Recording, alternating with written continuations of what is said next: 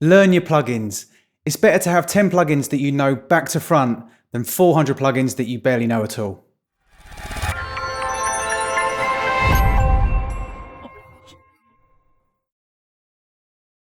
Hi, welcome to the Crates Motel. My name's Conan. In today's video, we're going to have a little bit of fun. I'm going to look at my daytime job, which is a mastering engineer, and we're going to master a track in the box in Presonus Studio One. So let's jump in. So here we are in Studio One. This is a template I have set up for mastering. Now I use the song page rather than the project page. Project page in Studio One is more geared towards mastering, but I've just got used to working in the song page. I like the flexibility of it, and it's just kind of what I'm used to now. Now I'm not going to go into too much detail in how my template's set up. There is actually another video on that if you want to check that out. So we have a track here by an artist called Substance. It's a sort of main room club track. They're very well organized. They sent me some notes and some tips on kind of where they want the track to go and some reference tracks, which I'm not going to be able to play obviously because of copyright reasons. It's a good mix. I've sat down and done an assessment, which is something that I always do before I start a master. Now I do that in iZotope RX9. I use iZotope RX9 to do assessing just because it's a separate DAW completely from what I master in, and I kind of like that process. I like the process of when I do start mastering, I come into my mastering door and like I said, I do my assessment in iZotope. It keeps it separate. I put on my mastering head when I come into Presonus. So I've done a quick assessment on that. Now I take notes in a notebook and I actually write them down with a pen. I know that's crazy. Nobody does that anymore. So the notes that I made quickly were, it sounded a little bit muddy. So I wanted to look at around about 200 Hertz, maybe a bit of clarity at 5K, maybe some air, definitely needs some more width. The clients actually asked for that as well. Possibly compress the kind of mid of the signal just to bring the sides up a little bit. I might use that technique to widen the mix a little bit. And I just wanted to have a look at around about 1500 Hertz as well. Now the notes that the client sent me, I do actually have on another screen, but I'll just read them quickly. Big room, dark prog track underpinned with driving bass, menacing bass swells and laser etched arps. He wants it to sound a bit more glued together and to have some sort of growl where it's needed and just to widen the mix a little bit. So it's really, really handy to get these kind of notes from a client because it gives you, you know, obviously they could be in another part of the world. They're not going to sit in on the session with you. And if you can get any kind of idea where they want to be, it's going to save everybody some time. Obviously, also, if they provide reference records, that also helps a lot as well. So, you know, we're both on the same page with each other. I know where I want to take it. I know where he wants me to take it. So I've already got in mind some techniques that I'm probably going to use to get the master where I want it to be. Now, I just want to point out, I'm going to be running through this quite quickly, almost as if I'm streaming live. I probably would take a little bit longer over a master, but I just want to run through the techniques really quickly because I want to keep this video quite short. So it will be some standard techniques that I use for mastering this style of music. Now, normally I would want to do some surgical EQ to start with.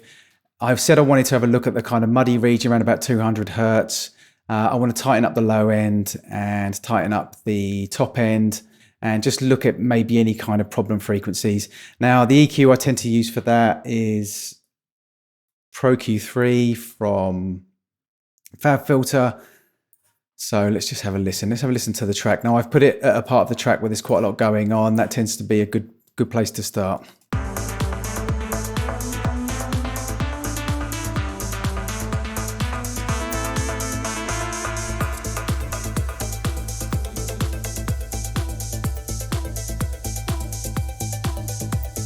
So as I said, it's a nice balanced mix. There's just a few little issues that I want to kind of tidy up before I start, you know, pushing it into a clipper, maybe doing some compression and then limiting at the end.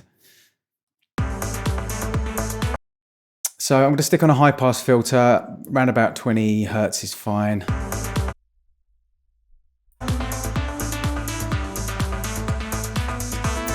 And what I quite often do is I will put a high pass filter on the sides as well, but I'll push that up a little bit higher. You can hear there's a little bit of information on the sides in that low region. Don't really want to go any higher than that. I mean, you can do, by all means, but not a good idea.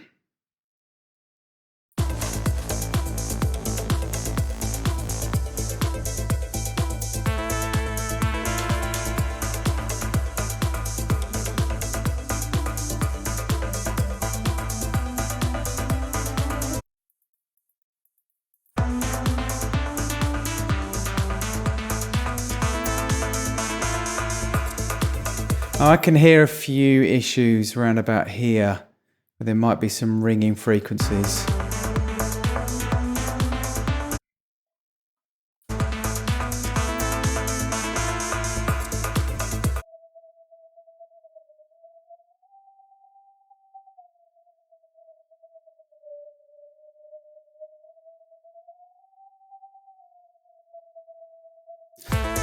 Now there's a little bit of an issue in there, but it's not really something that I really want to start cutting out with a notch filter.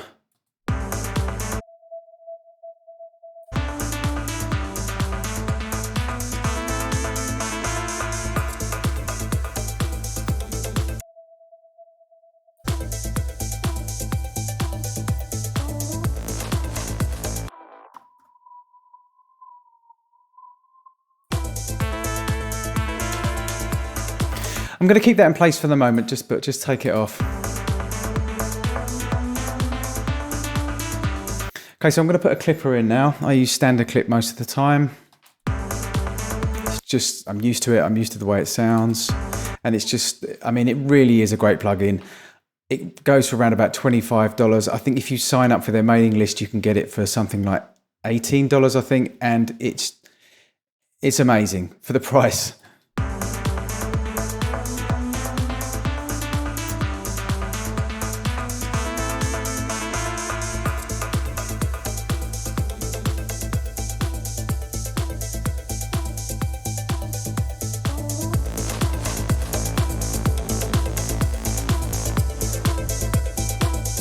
Now I just want to see where we are at the moment. Let's have a quick look.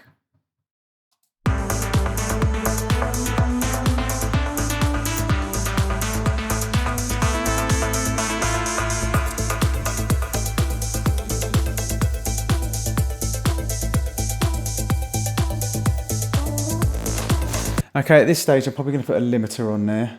Let's go for Pro L2.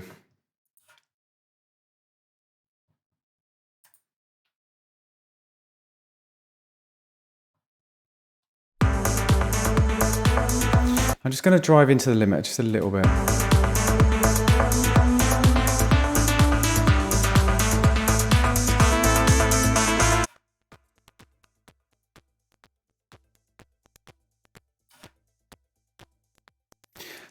Long attack, long release. It's doing a little bit of work, but not too much. Then you can hear it, what it's doing down here.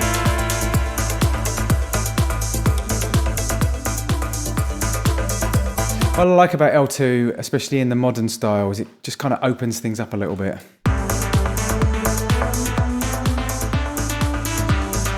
Obviously there's a little bit of a volume difference there. Take that into account.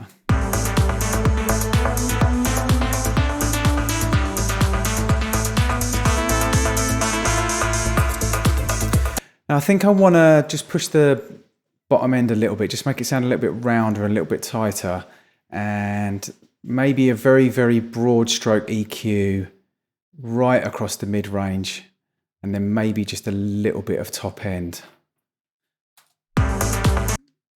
Let me see, let's use Diamond EQ. Plug in from Acustica Audio, absolutely love this. I always use the preamp on this, it just adds a real nice kind of flavour. And that's what I'm doing here. I mean, this is a flavour EQ. I have a surgical EQ going into a clipper, and then I want to add some flavour. Now, just because of the dynamic range on this, I'm not feeling the need to really do any compression, because I think I'm going to be able to get a really decent volume out of this and still have a lot of dynamics in it, but it still sound loud. You know, I don't feel the need to really squash this. And because of the nature of the track as well, where it's quite dreamy, quite vibey, I really don't want to squash it and over compress it. So I really don't feel I'm going to need to use a compressor in this. I think the limiter is going to do enough compression for me. So I'm just going to push the bottom end a little bit.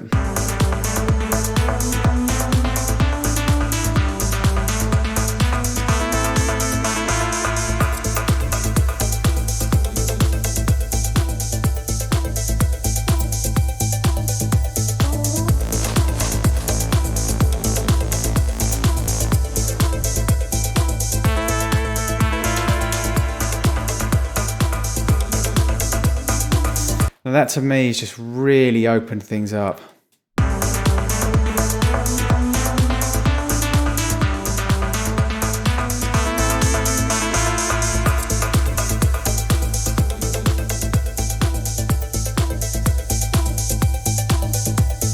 I'm really liking how that's sounding already.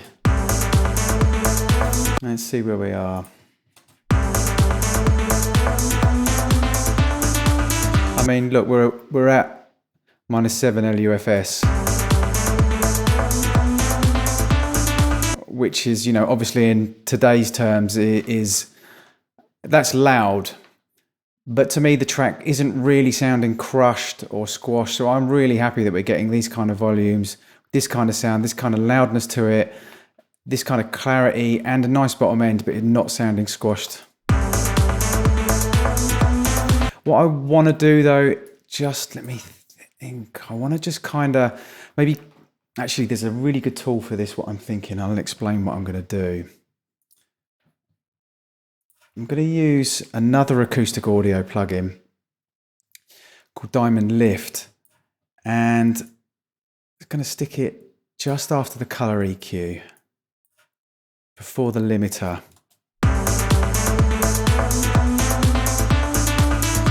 Now this clipper here, I can kind of clip the middle of the signal, but then I'm going to use this side mount to kind of push up the side of the signal, and it just widens everything, but creates a really nice kind of tight, full kind of mid signal. It's going to add a bit of saturation as well.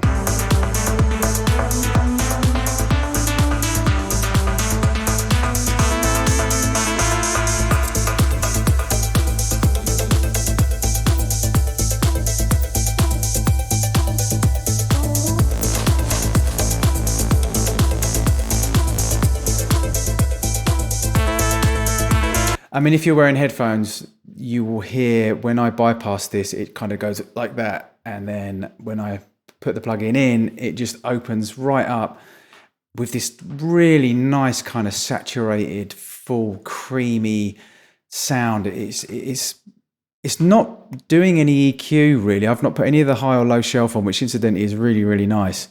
I might just add a little bit of low shelf. We'll have a look in a second. But it just makes things sound louder without you actually having to make it louder as such.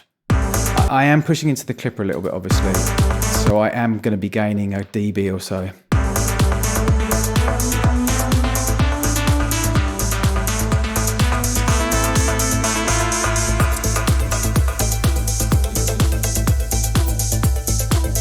I mean, we're getting around about 5 RMS here, -5 RMS.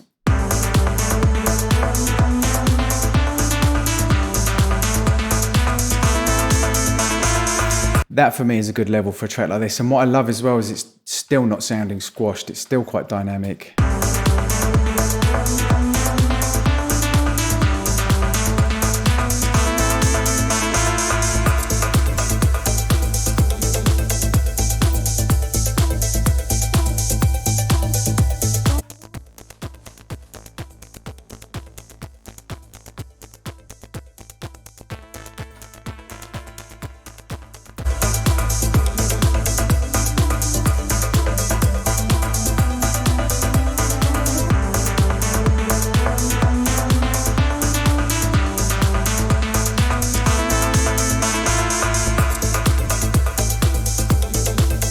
Okay, so if we just pull up the before, which I have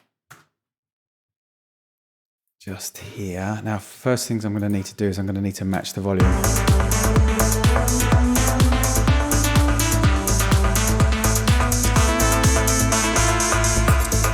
And I'm just going to A/B between them. Now, it's subtle. It was a good mix to start with. I've taken the bottom end up a little bit, just rounded it out a little bit. I've got rid of some mud at 200 Hertz. I've put quite a broad stroke EQ with the diamond EQ right across the center, or right across the mid-range rather. And then I've added some air in the top. And it's widened with the diamond lift. There's a bit of clipper work going on. It's a little bit saturated, but it's going to be subtle, but it's opened the mix right up, and it's given it a bit more clarity around about 5K, which is what I wanted to do, and it's got rid of the mud. So when we A/B,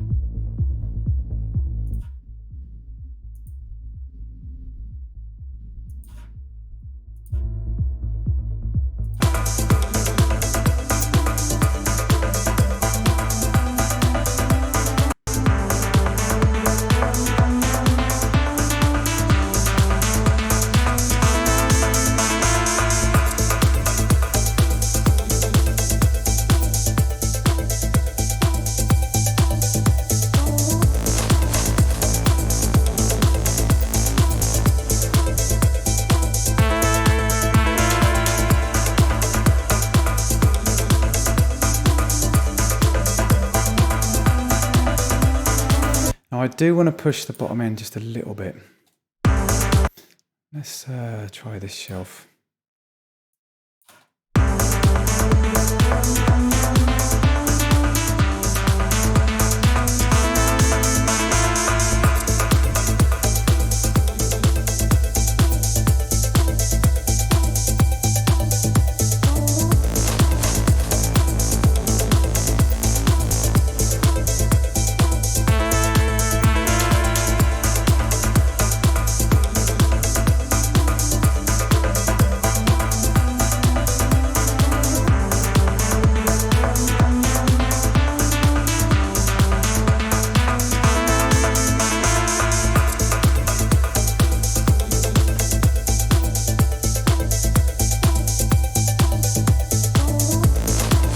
Yeah, it's just the bottom end sounding a lot tighter to me now. I found it a little bit flappy to start with, and the mid-range and the top end is just sounding a bit posher, if that makes sense.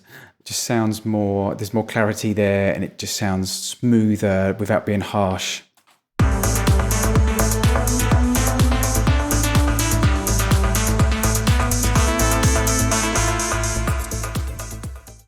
So there you have it. I hope that gave you some insights into the techniques that I use when I'm mastering a track in the box. Now, everybody does things differently. Those were just some techniques that I use. There is no wrong or right. Don't do anything by default. I just hope that you could take something from some of the techniques that I've showed you in the video. So thank you for watching. Please subscribe for more mixing and mastering tutorials and reviews. This is the Crates Motel. My name's Conan. Until next time.